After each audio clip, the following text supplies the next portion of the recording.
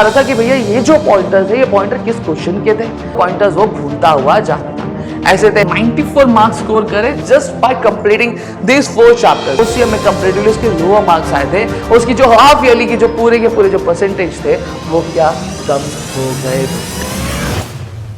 दोस्तों आज के इस वीडियो में हम बात करने वाले हैं हमारे ओसीएम सब्जेक्ट के बारे में। जी हाँ दोस्तों, आज हम ओसीएम बोर्ड एग्जाम 2025 के लिए जो भी हमारी स्ट्रैटेजीज होंगी, क्या क्या चीजें इंपॉर्टेंट है, क्या चीजें हमें ध्यान रखनी है, सारी चीजों के बारे में आज यहाँ पे मैं बात करने वाली। लेकिन उससे पहले मैं आपके साथ हमारा एक एक्सपीरियंस, हमारे एक दोस्त की कहानी जो है वो आपके साथ क्या शेयर करना चाहता हूँ। यहाँ पे आपको मैं बता दूं कि हमारा एक स्टूडेंट हुआ करता था जिसका नाम रोहन हुआ करता था, और वो बाकी स्टूडेंट की तरह ही 12th साइंस कॉमर्स की बोर्ड एग्जामिनेशन की प्रिपरेशन कर रहा था। अब यहाँ पे अगर मैं बात करूं तो जैसे बाकी जो स्टूडेंट्स होते हैं वो कंपैरेटिवली अगर हम बात करें बीके को लेकर, एसपी को लेकर, इकोनॉमिक्स को लेकर बहुत ज्यादा सीरियस होते हैं और डेडिकेटली ज्यादा से ज्यादा टाइम को सब्जेक्ट को अलॉट करने की आप कोशिश करते हैं। यहीं पे अगर मैं बात करूं तो ओसीएम की जो टाइम होता है, जो स्लॉट वो देते हैं वो बहुत कम देते हैं, क्योंकि उनका जो माइंडसेट होता है कि ओसीएम कंपैरेटिवली बहुत ज्यादा इजी है, वो एग्जाम के एक हफ्ते पहले भी हम अगर करते हैं तो चीजें हम बहुत ही आसान से कर लेंगे और बहुत अच्छे तरीके से हम फिर क्या स्कोर भी क्या कर लेंगे। और इसी तरह का माइंडसेट जो था हमारा जो रोहन था वो भी कैरी कर रहा था, जैसे हमारे बाकी 12th साइंस कॉमर्स के दोस्त क्या किया करते हैं। अब यहाँ पे देखते देखते टाइम बीत गया, हाफ ईयरली की उसकी एग्जामिनेशन चालू होने वाली थी और एक हफ्ते पहले जैसा उसने पूरा मूड बनाया था कि भैया एक हफ्ते पहले या फिर 4-5 दिन पहले मैं क्या करूंगा, मेरे 12th ओसीएम की जो स्टडीज थी वो शुरू करने वाला हूँ। दिक्कत यहाँ पे ये आन पड़ी कि उसकी एग्जामिनेशन जो थी हाफ ईयरली में उसमें 80% ऑफ द सिलेबस क्या दिया गया था और 80% सिलेबस के बेसिस पे क्या एग्जामिनेशन होने वाली थी। अब बंदे ने बीके बहुत अच्छे से प्रैक्टिस करके रखा था, एसपी कर लिया था, इकोनॉमिक्स से सारी क्वेश्चन उसने सॉल्व करके क्या रख लिए थे। लेकिन अब जब ओसीएम उसने पढ़ना शुरू किया, पढ़ते धीरे धीरे पढ़ना चालू किया, एक क्वेश्चन पढ़ा, 2 क्वेश्चन पढ़ा, 3 क्वेश्चन पढ़ा। अब चीजें उसको क्या देखने लगी, अब रोहन ने देखते देखते ये फील किया कि जब वो 1 क्वेश्चन, 2 क्वेश्चन, 3 क्वेश्चन पढ़ रहा है तो जो पॉइंटर्स जो होता है, जो कंटेंट ओसीएम के थे वो क्या होते थे, वो तीनों क्वेश्चन के मिक्स हो जा रहे थे। अब उसे याद नहीं आ रहा था कि भैया ये जो पॉइंटर्स है ये पॉइंटर किस क्वेश्चन के थे, ये जो कंटेंट है कंटेंट किस पॉइंट के नीचे आनी चाहिए, कंटेंट जो है किस चीज की आनी चाहिए। ऐसी कई सारी जो मुश्किलों का सामना उसने क्या किया और साथ ही साथ जो भी वो पॉइंट्स लर्न कर रहा था वो पॉइंटर्स वो भूलता हुआ जा, ऐसे तैसे करके उसने अपना जो टॉपिक था, जो अपने जो सिलेबस थे उसने कवर भी किया। लेकिन जब वो अपनी एग्जामिनेशन देने के लिए गया हाफ ईयरली में तो पूरी तरीके से ब्लैंक हो गया। तो यहाँ पर ब्लैंक होने का रीजन क्या था, कारण क्या था, वो हम देखेंगे आगे। लेकिन उससे पहले मैं आपको बता दूं कि अब उस ओसीएम सब्जेक्ट की वजह से अब उसका क्या हुआ, जहां पे उसने बीके में, इको में, एसपी में बहुत अच्छा स्कोर किया था, ओसीएम में कंपैरेटिवली उसके लोअर मार्क्स आए थे और उसकी जो हाफ ईयरली की जो पूरे के पूरे जो परसेंटेज थे वो क्या कम हो गए। दोस्तों यही दोस्तों तो मैं आपके साथ कहना चाहता हूं। आप सभी भी शायद आपने सुना होगा, अपने सीनियर से सुना होगा, आपने शायद आपका एक माइंडसेट डेवलप होगा कि जो ओसीएम एक सब्जेक्ट है वो बहुत ज्यादा इजी है और इसे हम एग्जामिनेशन के एक हफ्ते पहले या फिर 1 महीने पहले भी अगर हम उसे करते हैं तो हम आराम से अच्छे से चीजें क्या कवर कर लेंगे और हम क्या हमारे एग्जामिनेशन में, बोर्ड एग्जामिनेशन बहुत अच्छी तरीके से स्कोर कर लेंगे। अब यहाँ पे मैं आपको चीजें बता दूं दोस्तों कि अगर आप ये सोच के चल रहे हो कि ओसीएम इजी है, हाँ ओसीएम इजी है, चीजें आसान है, लेकिन चीजें तब आसान होंगी जब उसे आप अच्छी तरीके से करेंगे तब। ये नहीं कि आप एक महीने पहले बैठेंगे या फिर एक हफ्ते पहले बैठेंगे और आप सोचेंगे कि मैं ओसीएम का 100 से 100% सिलेबस के कंप्लीट क्या कर दूंगा। तो ये माइंडसेट ना बैठाकर अभी से पढ़ना चालू कर देंगे तो आपके कहीं ना कहीं जो स्कोर्स है वो भी बूस्ट होना शुरू हो जाएंगे आपके बोर्ड एग्जामिनेशन में, और इसका जो इफेक्ट आपको हाफ ईयरली एग्जामिनेशन में ही देखने मिलेगा, आपके प्री बोर्ड यानी आपके प्रीलिम्स में ही आपको देखना मिलेगा। अब यहाँ पे अभी अगर आपने ओसीएम में पढ़ना कुछ भी शुरू नहीं किया और आपको समझ में नहीं आ रहा है मुझे क्या क्या चीजें करनी चाहिए, क्या नहीं करनी चाहिए, तो आज ये जो वीडियो है ये वीडियो उसी चीज पर मैं आपको यहाँ पर लेकर के आया हूँ। आज इस वीडियो में मैं आपको बताऊंगा कि क्या तरीका होना चाहिए, क्या पैटर्न होना चाहिए हमारे 12th स्टैंडर्ड ओसीएम की स्टडी को क्या कवर करने के लिए। तो चलिए एक एक करके यहाँ पे चीजों को समझने की कोशिश करता हूं। और अगर अभी तक आप यहाँ पे वीडियो देखो तो एक हार्ट कमेंट सेक्शन में जरूर देना, जिससे मुझे एक मोटिवेशन मिलेगा और मैं आपके लिए कई सारी जो वीडियोस है वो आपके लिए प्रेजेंट क्या करके लेकर आऊंगा। ठीक है, तो चलिए चीजों की शुरुआत करते हैं समय ना गवाते हुए। अब सबसे पहली चीज मैं आपको बता दूं कि हम सभी से जानते हैं कि हमारा जो बोर्ड एग्जामिनेशन होता है वो बोर्ड एग्जामिनेशन में हमारा जो टोटल पेपर होता है वो टोटल पेपर जो होता है वो कितने मार्क्स का होता है, टोटल पेपर जो होता है वो हमारा 100 मार्क्स का क्या होता है दोस्तों। अब इस 100 मार्क्स का मैं आपको बाइफर्केशन बता देता हूं कि ये 100 मार्क्स बाइफर्केट कैसे होता है। अब इस 100 मार्क्स की जो मैं बाइफर्केशन की बात कहानी में आपके सामने लेकर आ रहा हूं तो हमें यह देखने मिलता है कि जो 80 मार्क्स होता है हमारा 80 मार्क्स का हमारा रिटर्न पेपर होता है और वही 20 मार्क्स जो होता है वो 20 मार्क्स का हमारा आपका इंटरनल्स होता है। अब सर इंटरनल्स में क्या चीज होती है उसके बारे में भी मैं आपसे आगे बात करने वाला हूँ। और अगर कोई बंदा बहुत ही अच्छे से भाग देता है तो वो आराम से क्या कर सकता है, आराम से 100 मार्क्स क्या स्कोर क्या कर सकता है। और सर कौन सी चीजें होंगी जो मुझे समझनी जरूरी है, क्या क्या चीजें हैं जो मुझे अपनानी चाहिए ताकि मैं अपने ओसीएम के एग्जामिनेशन में भी बहुत अच्छा खासा स्कोर कर सकूं। तो सबसे पहली चीज मैं आपको बता दूं कि कॉमर्स में स्कोर करना बहुत बड़ी बात नहीं होती है। आप बहुत अच्छी तरीके से स्कोर कर सकते हो, बहुत आसान तरीके से स्कोर कर सकते हो और बहुत आसान है, बहुत इजी अगर आप स्ट्रैटेजी वाइज सारी इंप्लीमेंटेशन करते हुए जाओ तो। अब यहाँ पे अगर मैं बात करूं तो यहाँ पे मैं आपको ये नहीं बोलूंगा कि पूरा दिन बैठ के आप ओसीएम पढ़ते रहो या फिर पूरा दिन बैठ के आप सब्जेक्ट्स की तैयारी करते रहो। बस आप क्या करो, आपने एग्जामिनेशन के कुछ एग्जामिनेशन के आप क्या करो, अपने दिन में से कुछ जो पर्टिकुलर पीरियड है, मतलब जो टाइम ड्यूरेशन है, वो अपने सब्जेक्ट्स को अलोकेट करो। अलोकेट करके उसे कंसिस्टेंसी के हिसाब से क्या करो, रेगुलर बेसिस पे क्या फॉलो करना शुरू करो। ठीक है, तो चलिए यहाँ पे मैं करके यहाँ पे चीजों बता दो आपको। सबसे पहली चीज यहाँ पे मैं आपके लिए लेकर जो आया हूँ वो यह है कि चैप्टर का वेटेज। हम सभी से जानते हैं कि हमारे बोर्ड एग्जामिनेशन में हमें जो सिलेबस है उस सिलेबस की जब हम बात करते हैं तो हमें टोटल 8 चैप्टर्स हमें यहाँ पे देखने मिल जाते हैं। हाँ, सबसे पहली चीज यहाँ पे वेटेज भी दिया है जहां पे प्रिंसिपल ऑफ मैनेजमेंट जो है वो आपका टोटल 7 मार्क्स के लिए है विदाउट ऑप्शन, और विद ऑप्शन जो है 12 मार्क्स के लिए। Functions of management 12, 15, entrepreneurship 5, 5, business services 20, 27, emerging modes of business 7 और 10, social responsibility business organisation 7, 10, consumer production 7, 17, marketing 15 और 20। ये करके ऐसे करके क्या पूरा डिस्ट्रीब्यूशन गया। वहीं अगर मैं बात करूं आपका जो टोटल पेपर होता है वो 116 मार्क्स का बनता है विद ऑप्शन, मतलब ऑप्शन के साथ। और वही बिना ऑप्शन के साथ अगर मैं बात करूं आप अटेम्प्ट करना होता है वो 80 मार्क्स का ही अटेम्प्ट करना होता है। अब यहाँ पे सर मेरा कुछ भी पढ़ के नहीं हुआ है, मैंने कुछ भी चीजें नहीं की है, तो क्या आप कोई इंपॉर्टेंट चैप्टर सजेस्ट कर सकते हो जिससे मेरी जो एक प्रिपरेशन है वो थोड़ी सी बूस्ट होने में हेल्प कर दे? हाँ जरूर, मैं आपको एक बता दूंगा। लेकिन सबसे पहली चीज देखो यहाँ पे मैं आपको चीजें बता दूं कि आप इंपॉर्टेंट चैप्टर्स बेसिकली डिसाइड कैसे किए जाते हैं। मैं आपको ये भी चीज बताऊंगा। इंपॉर्टेंट चैप्टर्स बेसिकली डिसाइड किए जाते हैं उसके वेटेज के हिसाब से। ठीक है, यहाँ पर मैं आपको ये नहीं बताने हूँ कि मुझे कितनी सारी चीजें मालूम है, मुझे कितनी सारी चीजें पता है।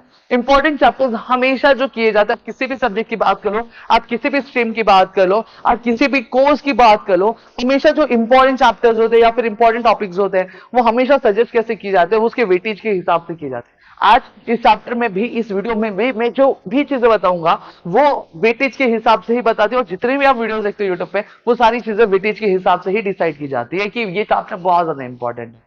ठीक है, चलिए मैं बताता हूँ इंपॉर्टेंट चैप्टर्स को। अब यहाँ पे अब मैंने जब ये चीज बताई है तो आप खुद इतने मेच्योर बन चुके, कितने एलिजिबल हो चुके कि आप यहाँ पे खुद बता सकते हो कि कौन से इंपॉर्टेंट चैप्टर्स होंगे यहाँ पे। फिर भी मैं यहाँ पे आपको दर्शा देता हूँ।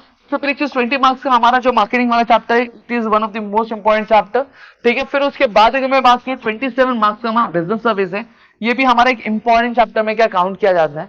तो वहीं पे अगर मैं बात करूं तो कुछ हम 2 चैप्टर्स ड्रॉ लेंगे। जैसे अगर मैं बात करूं प्रिंसिपल ऑफ मैनेजमेंट सभी का हो चुका होगा कवर करके, कंप्लीट करके, तो मैं इसको लेना चाहूंगा जहां पे ये 12 मार्क्स के लिए लिया जाता है। ठीक है, जहां पे हमें 4 से 5 question, 14 principles of Henry first पढ़ने होंगे, हमें नेचर सिग्निफिकेंस पढ़ना होगा, डब्ल्यू टेलर के हमें, और टूल्स और टेक्निक्स हमें पढ़नी रहेंगी। दैट्स इट, इतनी चीजें करनी। और एक हमारा आता है कंज्यूमर प्रोटेक्शन, आप कर सकते हो, जो कि 17 मार्क्स के लिए होता है। अब यहाँ पे मैं आपको चीजें समझाता हूँ। चीजें समझाने के लिए मैं आपको ये देखो, अब यहाँ पे अगर मैं इसका टोटल करूं 12 मार्क्स का हमारा पहला चैप्टर आता है, 27 मार्क्स का हमारा 4th चैप्टर आता है, 17 मार्क्स का हमारा 7th चैप्टर है, और वहीं पे 20 मार्क्स का हमारा जो है 8th चैप्टर। इसका अगर मैं एडिशन करता हूं तो बड़ा ऑब्वियस बात है, अब 100 मार्क्स का पेपर है, 100 मार्क्स से कितनी चीजें स्कोर करनी है। देखो 80 मार्क्स का पेपर है तो 100 मार्क्स का पेपर, तो इसमें अब कितना आएगा, देखो यहाँ पे 7 + 7 कितना हो गया, 14 हो गया, 14 + 2 कितना हो गया, 16 हो गया। यहाँ पे मैंने 1 यहाँ पे कैरी कर दिया, 1 + 1 2, 2 2 + 4, 4 + 1 5, 5 5 + 2 अगर मैं बात करूं तो हमारे 76 मार्क्स हम 80 में से क्या कर रहे हैं, स्कोर क्या कर रहे हैं। यहाँ पे अगर मैं बात करूं तो मैंने अभी थोड़ी देर पहले बताया था कि आपकी पेपर होते हैं वो 2 पार्ट में डिवाइड होता है, एक आपका इंटरनल बेसिस पे और एक जो होता है वो आता है आपका रिटन बेसिस। अगर आप 4 चैप्टर्स बहुत ही परफेक्टली कर लेते हो, आप कैसे करना वो भी मैं आगे बताऊंगा। तो आपको क्या करना चाहिए? आपको कुछ नहीं करना है। जैसे अगर मैं इंटरनल्स के भी मार्क्स ऐड करता हूँ, मैं ये नहीं अज्यूम करता कि आपको आउट ऑफ मिलेगा, ठीक है। जनरली 18 17 मिलता है, मैं यहाँ पे 18 पकड़ के चलता हूँ। जब मैं यहाँ पे 18 में यहाँ पे मैं क्या कर दे रहा हूँ, मैं ऐड कर दे रहा हूँ, तो हमें यहाँ पे ये देखने मिल रहा है कि हम आउट ऑफ 100 कितना स्कोर करें। आउट ऑफ 100 हम 94 मार्क्स स्कोर करें just by completing this 4 chapters. अब ये 4 चैप्टर्स आप कर रहे हो, उसके बाद आपको क्या करना है, उसके बाद ये जितने भी चैप्टर्स, इन चैप्टर्स के आपको ये जो ऑब्जेक्टिव क्वेश्चन होते हैं, ये ऑब्जेक्टिव क्वेश्चन आपको बहुत अच्छी तरीके से क्या कर लेनी चाहिए, ठीक है। आई होप आपको इतनी चीजें क्लियर हो गए होंगे और समझ में आ गया होगा। तो चलिए अब बढ़ते हैं हमारे अगले पार्ट की तरफ। अब अगला पार्ट क्या होने वाला है? अगला पार्ट जहां पे मेरी वीडियो का होने वाला है वो ये होने वाला है कि आपके क्वेश्चन पेपर पैटर्न क्या। अब क्वेश्चन पेपर पैटर्न समझना इसलिए इजी हो जाता है। देखो, आपको कहा गया है कि आपकी मंजिल वो है, लेकिन जब आपको ये बता सिर्फ मंजिल बता दिया है कि आपको बोर्ड एग्जाम अपियर करने जाना है, उस पेपर देना है, लेकिन आपको ये नहीं पता है कि उस मंजिल तक पहुंचना कैसे, तो आपके लिए बहुत ज्यादा मुश्किल बन जाता है। तो आज यहाँ पे मैं आपके लिए जो मंजिल का जो रास्ता है वो यहाँ पे मैं आपको बता दूं, एक गाइडेंस मैं आपको यहाँ पे दे रहा हूँ, ठीक है, जिससे आपके लिए जो चीजें हो जाएगी वो और भी ज्यादा ईजी हो जाएंगी। अब यहाँ पे इसको थोड़ा सा मैं जूम कर लूंगा, ठीक है, जहां पे मैं एक एक चीज करके चीजें आपको बताऊंगा। सबसे पहली चीज यहाँ पे ध्यान देना। अब हमेशा से बोर्ड एग्जामिनेशन में देखा है कि हमारा भी एक ये रहता है कि भाई ऑब्जेक्टिव्स नहीं पढ़ेंगे, और ऑब्जेक्टिव्स जो है हम हमारे आगे पीछे वाले के भरोसे के बेसिस पे हम क्या निकल सकते हैं। मैं आपको बता दूं, अगर आप ऐसा सोचो तो आप बहुत बड़ी गलती करो, अपनी लाइफ की सबसे बड़ी गलती करोगे। और जब आप थोड़े से जानकार हो गए, चीजें आपको थोड़ी और पता चलेंगी, तो आप बोलोगे यार मैंने क्या गलती कर दी, मैंने क्या ये कर दिया था, अगर मैंने थोड़ा सा ध्यान दे दिया होता, अगर ये गलती नहीं की होती, तो शायद मेरे एग्जामिनेशन मुझे और अच्छे मार्क्स आ जाते हैं। अब क्या चीज है वो यहाँ पे ध्यान दो। देखो, जितने भी इवैल्यूएटर्स है, जितने भी एग्जामिनर्स होते हैं, उनसे जब हमने बात की थी तो उन्होंने हमेशा हमें ये चीज कही है कि जो बच्चे होते हैं वो सबसे बड़ी गलती ये करते हैं कि ऑब्जेक्टिव्स जो होते हैं वो ऑब्जेक्टिव्स आगे और पीछे वाले के भरोसे पे रहते हैं, और वही जो परसेप्शन होता है वो हर एक स्टूडेंट का होता है, और वहीं पे आपकी गलती हो जाती है। और मैं आपको बता दूं कि एग्जामिनेशन में जो टॉपर्स होते हैं, जो एक टॉपर्स होते हैं, जो रैंकर्स होते हैं, और वो जो डिसाइडिंग पॉइंट होता है, वो डिसाइडिंग पॉइंट आपका ऑब्जेक्टिव ही होता है। अब कैसे सर, मैं आपको बताता हूँ। देखो, 20 मार्क्स है आपके टोटल, अगर मैं बात करूं 20 मार्क्स आपके सिर्फ ऑब्जेक्टिव्स के, मतलब आप समझ सकते हो कि 80 मार्क्स में से सिर्फ 20 मार्क्स आपके सीधे सीधे ऑब्जेक्टिव्स में निकल जा रहे हैं भाई।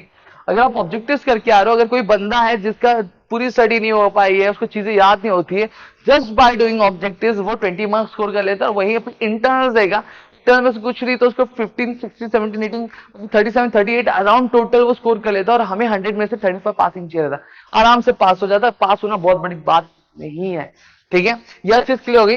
नेक्स्ट आता है हमारे 20 मार्क्स के लिए हमें ऑब्जेक्टिव्स आता है, जहां पे ये जो लिस्ट ऑफ क्वेश्चंस है, इन लिस्ट ऑफ क्वेश्चंस में से ही हमें क्वेश्चंस आएंगे हमारे एग्जामिनेशन में, इसके अलावा कुछ नहीं आएगा। इसी टाइप के क्वेश्चंस हमें क्या पूछे जाएंगे पर क्वेश्चन जो होता है, पर क्वेश्चन, जैसे क्वेश्चन नंबर ए है वो 5 मार्क्स से लेगा, उसमें टोटल 5 क्वेश्चन पूछे जाएंगे, जिसमें पर क्वेश्चन आपका 1 मार्क्स कैरी करता है, ठीक है।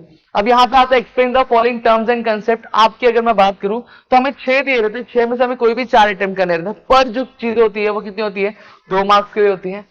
State the following case situation and express your opinion, ये टोटल 3 आते हैं, 3 में से हमें 2 अटेम्प्ट करने रहते हैं, ठीक है। अब सर ये केस स्टडी वाला चीज है वो थोड़ा सा हमारे लेना है, आपने 10 स्टैंड में ये चीजें की नहीं थी, तो कहां से कवर करनी चाहिए, आपको कुछ नहीं करना, मैं बेस्ट सोर्सेज आपको बताने वाला हूँ आगे वीडियो में, तो वीडियो को सुनते रहना ध्यान से, एक भी पॉइंट स्किप मत करना, ठीक है। अब यहाँ पे अगर मैं बात करूं तो आंसर इन ब्रीफ आता है, 3 क्वेश्चन है, 3 में से आपको क्या 2 अटेम्प्ट करने थे, पर क्वेश्चन 4 मार्क्स के लिए यहाँ पे आपको पूछा जाता है। जस्टिफाई द फॉलोइंग स्टेटमेंट, इसके ऊपर भी मैं वीडियोस आपको बना के दूंगा, एक एक करके सारी चीजें मैं आपके लिए ला के दूंगा, लेकिन यहाँ पे 3 है, 3 में से हमें कोई भी 2 अटेम्प्ट करने रहते हैं। फिर इसके बाद अगर मैं बात करूं आंसर दी फॉलोइंग है, आंसर दी फॉलोइंग 8 मार्क्स के लिए एक क्वेश्चन पूछा, 2 क्वेश्चन पूछे जाएंगे, उसमें से हमें एक अटेम्प्ट करने होते हैं, और ऐसे करके हमारा टोटल जो होता है पेपर क्या बनता है हमारी एग्जामिनेशन के लिए। सबसे बड़ी जो सवाल होता है, सबसे बड़ा जो सवाल आता है वो यह आता है कि सर हमें चीजें करनी कैसी चाहिए, क्या स्ट्रैटेजी होनी चाहिए, चीजें हमें क्वेश्चंस करनी कहां से, बेस्ट सोर्स क्या है जो आप हमें सजेस्ट करोगे, हमें बताओगे कि हमें ये यूज करना चाहिए। तो जो बेस्ट सोर्स की जब बात आती है तो बेस्ट सोर्स के लिए मैं जो आपके लिए करता हूं वो ये होता है कि आपको 12th स्टैंडर्ड की टेक्स्ट बुक एक one of the best source है जो आपको रेफर करनी चाहिए। सर ऐसा क्यों बोल रहे हो, देखो मैं बोल रहा हूँ कि अगर आपके पास कोई रेफरेंस बुक है, you might be having your target digest, अच्छी बात है, रेफर करना चाहिए, चीजें कुछ समझ में है वो भी अच्छी है, लेकिन जब मैं एग्जाम पॉइंट ऑफ व्यू से बात करता हूं तो वहां पे आपके जितने भी पेपर्स इवैल्यूएटर्स होते हैं, जो उनकी आंसर शीट होती है या फिर आंसर की होती है, वो आंसर की जो येलो कलर की आती है उसमें मैं बता दूं सारे जो चीजें आती है, सारे जो कंटेंट्स लिखे रहते हैं वो टेक्स्ट बुक के बेसिस पे ही लिखे होते हैं। अगर टेक्स्ट बुक में अगर कोई चीज गलत लिखी है एज इट इज लिख दी तो भी आपको मार्क्स मिलता है। ठीक है, तो वहां पे आपको जो सबसे पहली प्रायोरिटी जो प्रायोरिटी की आप इसी से पूरा का पूरा जो आंसर की होता है वो बनता है, वो डिसाइड होता है। ठीक है, आप पेपर्स जो होते हैं वो टेक्स्ट बुक के बेसिस पे ही चेक होते हैं, तो आप इधर उधर जाके चीजें लिखोगे तो आपके मार्क्स कटने के चांसेस बढ़ जाएंगे। बहुत सारी रेफरेंस बुक ऐसी भी होती है जहां पे पॉइंट से थोड़े अलग लैंग्वेज में लिखे रहते हैं, थोड़ी अलग भाषा में लिखी रहती है। ठीक है, तो मेरा सजेशन रहेगा कि आप सबसे पहले जो प्रायोरिटी आप इसको दो। ये टेक्स्ट बुक आपके लिए इंपॉर्टेंट सोर्स है पढ़ने के लिए। अगर आप ये सब नहीं कर रहे हो तो आप बहुत बड़ी गलती करो, ये चीज समझ के रखना। तो आप सिर्फ अगर आप रेफरेंस बुक बोलोगे तो रेफरेंस अगर टेक्स्ट बुक के अलावा अगर हमें और भी रेफरेंस करना है, जैसे जस्टिफाई द फॉलोइंग स्टेटमेंट हमें इजिली टेक्स्ट बुक में नहीं मिल पाता है, उसके आंसर्स अगर हमें रेफर कर रहे हैं, डिस्टिंग्विश के आंसर्स हमें कुछ कुछ जो है थोड़े इजी हमें चाहिए, तो हमें उसके लिए क्या रेफर करना चाहिए। उसके लिए आपको मैं बेस्ट तरीका बताओ तो बेस्ट आपके पास रेफरेंस बुक है, you might be having digest हो गया, टारगेट हो गया। ठीक है, ये जो दो बुक्स है ये दो बुक्स आप रेफर कर सकते हो, इसमें आपको बहुत अच्छे तरीके से चीजें क्या मिल जाएंगी। अब इसके अलावा मैं आपके लिए एक बुक और सजेस्ट करना चाहूंगा जो अभी तो आपके लिए इंपॉर्टेंट नहीं है लेकिन आगे चलकर आपके लिए बहुत ज्यादा इंपॉर्टेंट हो जाएंगी। वो यह होता है नवनीत का 21 सेट आता है। हाँ, मैं यहाँ पे बात करूं, ये नवनीत 21 सेट के बारे में अपने 10th स्टैंडर्ड में भी सुना था, आपने यूज भी किया था। 12th स्टैंडर्ड में हमारे पास दो ऑप्शन आ जाते हैं, वन इज योर उत्तम and second one is your Navneet का 21 सेट। अब यहाँ पे उत्तम और नवनीत दोनों ही बहुत अच्छे, लेकिन मेरा एक आपके लिए स्पेशल रहेगा कि आप नवनीत लेके जाओ, नवनीत में आप जाओगे तो आपके लिए बहुत अच्छा है। यहाँ पे चीजें आपके लिए बहुत ज्यादा आसान हो जाती है, पीवाईक्यूज भी आपको देखने मिल जाते हैं। ठीक है, आंसर भी आपको एग्जाम पॉइंट ऑफ व्यू से देखने के लिए मिल जाता है लिखा हुआ। ठीक है, ये लेकिन अभी मार्केट में अवेलेबल नहीं होगा, अभी फिलहाल आप टेक्स्ट बुक पे फोकस करो। एक बात आपके दिवाली आ जाती है तो दिवाली के टाइम से ये जो है अवेलेबल होना चालू हो जाता है मार्केट में, तो वहां पे आप जाके परचेज क्या कर सकते हो। फिर आता है अब यहाँ पे आप अपना पूरा सिलेबस कवर कर लिया, चीजें अपनी कवर कर लिया, अब सॉल्व सैंपल पेपर सॉल्व करना बहुत ज्यादा इंपॉर्टेंट बन जाता है। अब सैंपल पेपर सॉल्व करना क्यों इंपॉर्टेंट है सर, ये भी थोड़ा बता दो। सैंपल पेपर सॉल्व करना मैं इसलिए इंपॉर्टेंट समझता हूं, इसलिए मैं बताता हूं। सबसे पहली चीज है, जब तक आप सैंपल पेपर सॉल्व नहीं करोगे तो तब तक आप कि बेसिकली मुझे एग्जामिनेशन में किस तरह के क्वेश्चन है वो पूछे जाने वाले, मुझे कौन से क्वेश्चन अटेम्प्ट करने हैं, मुझे कौन से क्वेश्चन के लिए कितना टाइम देना चाहिए, ये चीज आपको समझ में नहीं आ जाएगी। और ये चीज जब आपको समझ में नहीं आएगी तो कहीं ना कहीं आपका जो पेपर हो जाएगा वो पेपर आपका छूट जाएगा। क्या हो जाएगा, आपका पेपर छूट जाएगा, आपको दिक्कत बहुत आ जाएगी।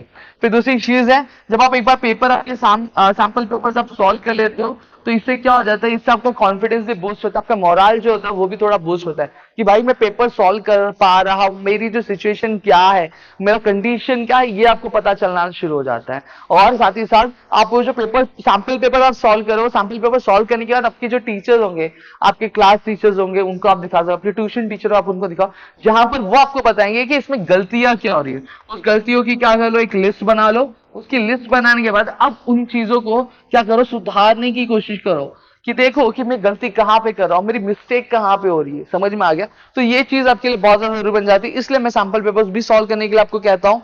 फिर नेक्स्ट जो आता है करेक्ट स्ट्रैटेजी टू इंप्लीमेंट, क्या होगा, सही स्ट्रैटेजी क्या है इंप्लीमेंट करने की। सबसे पहली चीज टाइम टेबल।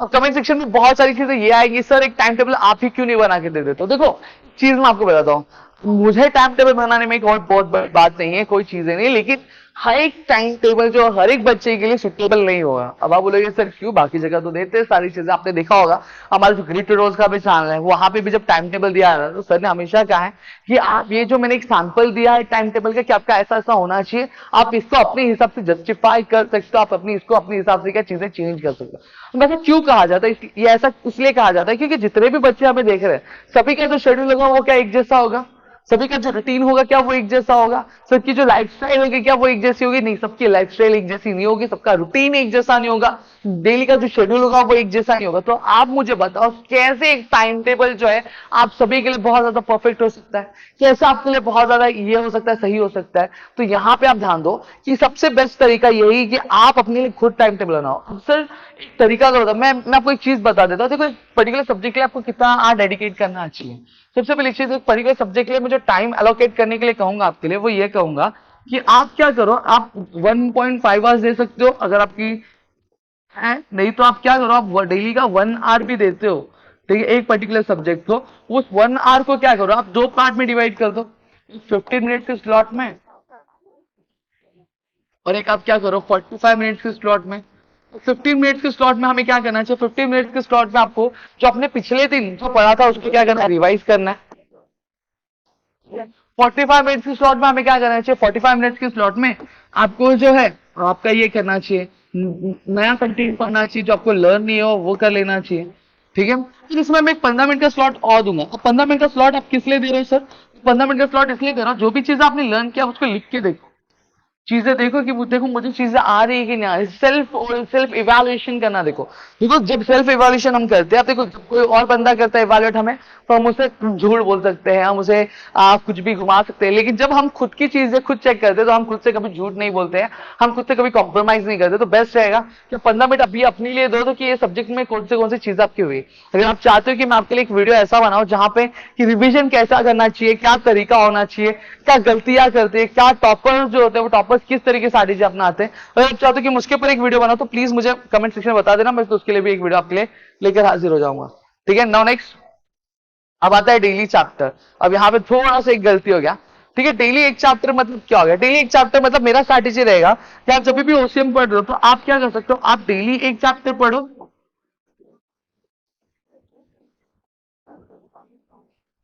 ठीक है, या फिर अभी भी टाइम है, अगर आप डेली चैप्टर्स को क्या कर दे रहे हो तो पार्ट में डिवाइड कर दो। ठीक है, तो 3 में डिवाइड कर दो। आप क्या करो, एक दिन आधा चैप्टर पढ़ो, एक दिन आधा चैप्टर पढ़ो। जैसे मैं पहले क्वेश्चन की बात करूं, अगर पहले क्वेश्चन में अगर 5 क्वेश्चन है, ठीक है, अब वो 5 क्वेश्चन को आप क्या करो, एक दिन आप 3 क्वेश्चन पढ़ लो। ठीक है, जहां पे 2 बड़े होंगे, एक छोटे क्वेश्चन पढ़ लेना, और दूसरे दिन आप 2 क्वेश्चन पढ़ लो। जब दूसरे दिन आप जब 2 क्वेश्चन पढ़ रहे हो तो वहां पे एक चीज ध्यान रखना, 2 क्वेश्चन पढ़ेगा तो आपके पास टाइम भरपूर बचेगा। ठीक है, अब उसमें क्या करना, उसको प्रैक्टिस करके देखना है। अब जब ये 5 क्वेश्चन भी आप पढ़ रहे हो, ठीक है, अब जब ये 5 क्वेश्चन आप पढ़ रहे हो, ये जब 3 क्वेश्चन आप पढ़ रहे हो, 3 क्वेश्चन पढ़ते टाइम आपको चीजें क्या ध्यान में रखनी चाहिए, यहाँ पे ये ध्यान में रखना है कि जैसे अब फॉर एग्जाम्पल अगर बात करो प्रिंसिपल ऑफ मैनेजमेंट है हेनरी फॉर्ड का, अब इस पर्टिकुलर टॉपिक से कितने तरह के क्वेश्चन बन रहे हैं ये आपको जब ये क्वेश्चन पढ़ रहे हो तो उसी दिन खत्म कर देना है। ठीक है, अब उसी दिन आपको देख लेना कि जस्टिफाई द फॉलोइंग क्वेश्चन में किस तरह के क्वेश्चन बन रहे हैं इससे, आंसर की फॉलोइंग में किस तरह के क्वेश्चन बन रहे हैं इसमें, ठीक है, आपको किस टाइप के क्वेश्चन बन रहे हैं इसमें से। तो ये भी चीज आपको साथ में साथ कर लेनी। इससे क्या होगा, इससे आप एक टॉपिक पढ़ के आप 360 डिग्री स्टडी में आपसे क्या करो, आप सारा का सारा जो सिलेबस है वो सिलेबस आप क्या करो, आप कंप्लीट कर रहे हो दोस्तों। समझ में आया, तो ये जो चीज है ये स्ट्रैटेजी जो है आपको अपनानी चाहिए, जिससे आपका जो फायदा होगा बहुत अच्छा खासा फायदा होगा। ठीक है, अब यहाँ पे देखो, अब टेक्सचुअल क्वेश्चंस को फोकस ऑन टेक्सचुअल क्वेश्चंस। हाँ, सबसे पहली चीज टेक्सचुअल क्वेश्चन पे फोकस करो, पेपर बनेंगे आपके उसी में से बनने वाले, उसके बाहर से कुछ नहीं आने वाला। टेक्स्ट बुक की जो चीज है, टेक्स्ट बुक की जो मेन कंटेंट, कहीं और से बाहर से कुछ आता नहीं है दोस्तों।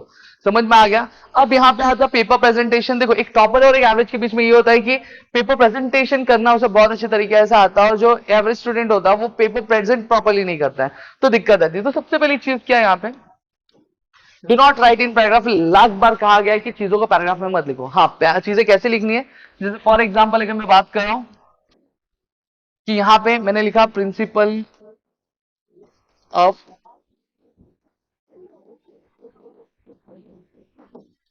डिवीजन ऑफ वर्क, ये मेरा पहला क्वेश्चन, पहला मैंने पॉइंट लिखा। अब बहुत सारे दोस्त हमारे क्या करते हैं, बहुत सारे दोस्त हमारे यहाँ कोलन डालेंगे और यहीं से लिखना चालू करें। मेरा सजेशन आप नहीं, आप यहाँ से मत लिखना चालू करो। आप क्या करो, आप ये वाला जो स्पेस है वो पूरा खाली छोड़ दो, फिर यहाँ पे भी एक आप लाइन का लीव कर दो, और लाइन लीव करेगा तब यहाँ से चीजें लिखना चालू करो। अब अंदर का जो कंटेंट है वो आपका पैराग्राफ में लिखना है, लेकिन ये जो मेन पॉइंट है, ये पॉइंट को आपको क्या करना है, वो आपको पॉइंट वाइज ही लिखनी है। इवन तो when you are writing your distinguish लिखते टाइम भी ये चीज आपको ध्यान में रखनी चाहिए। दूसरी चीज आपको क्या ध्यान में रखनी है कि आप क्या करें, डिस्टिंग्विश बिटवीन जब लिख रहे हो, अब डिस्टिंग्विश बिटवीन लिखते टाइम स्टूडेंट्स बहुत ज्यादा गलती करते हैं। अब उनको ये समझ में नहीं आता जो पॉइंटर्स होते हैं डिस्टिंग्विश के, वो हमें कैसे लिखना है। वो आप क्या कर सकते हो, आप बिटवीन में भी लिख सकते हो तो भी चलेगा। अगर या फिर आप क्या करना चाहते हो, आप ऐसा लिख दिए, यहाँ पे एक कॉलम बना दे रहे हो पॉइंटर्स के लिए, तो वो भी चलेगा, कोई दिक्कत नहीं है। ठीक है, तो डिस्टिंग्विश इस तरीके से लिखना आपको। फिर इसके बाद अगर मैं बात करूं, आपका मार्जिन दोनों साइड बनानी है, मार्जिन भी बहुत बड़ी नहीं बनानी है, माइन्यूट मार्जिन बनानी है। अब ये सब क्यों कहा जाता है, ये इसलिए कहा जाता है कि पेपर क्या रबर बैंड से बांधे जाते हैं, और कई बार होता है कि पेपर फट जाते हैं उस चक्कर में, एक जगह से दूसरी जगह लेके जाने में। तो आप मार्जिन ड्रॉ कर दोगे तो आपको पता चल जाएगा कि मेरी लिमिटेशंस क्या, मुझे पेपर कहां तक लिखना है, कहां तक मुझे चीजें क्या कवर करनी है। तो इससे क्या होगा, आपका पेपर जो सिक्योर होगा, और एग्जामिनर बहुत ज्यादा खुशी खुशी आपका पेपर क्या चेक करेगा। समझ में आ गया। तो यहाँ पे मैंने ऑलमोस्ट आपको सारी चीजें कर दी, और साथ ही साथ लास्ट में आपको क्या करना है, जो कीवर्ड्स है वो कीवर्ड्स आपको क्या करनी चाहिए, वो आपको हाईलाइट क्या करना चाहिए। समझ में आ गया? कीवर्ड्स हाईलाइट करो, जो इंपॉर्टेंट वर्ड्स है वो हाईलाइट करो। कैसे हाईलाइट करोगे? आप पेंसिल से हाईलाइट कर सकते हो। पेंसिल में भी बहुत सारे क्या करेंगे, ऐसा फ्री हैंड मत करो, स्केल है आपके पास, स्केल से आप क्या करो, अच्छे से लाइन ड्रॉ करो, जिससे आपका जो आंसर होगा वो बहुत अच्छे तरीके से दिखेगा। समझ में आ गया? तो यहाँ पे मैंने पूरा आपका जो ये था ओसीएम था वो मैंने पूरा डिकोड करके आपको दे दिया। मैंने सारी चीजें बता दी है, जो जो इंपॉर्टेंट था सारी चीजें मैंने यहाँ पे आपको क्या कवर करके दे दिया है। आई होप आपको यहाँ पे जो चीजें होंगी वो समझ में आ गई होंगे और इसमें किसी भी तरह की प्रॉब्लम नहीं होगी। Still if you want me to make a video और रिवीजन कैसे करना है, कैसे चीजों को कवर करना चाहिए, तो प्लीज मुझे कमेंट सेक्शन में कमेंट करके जरूर बता देना, तो मैं आपके लिए वो वीडियो भी लेकर हाजिर रहूंगा। तो मिलेंगे हमारे अगले वीडियो में, तब तक के लिए घर पे रहो सुरक्षित, अपना ध्यान रखना दोस्तों। जय हिंद दोस्तों।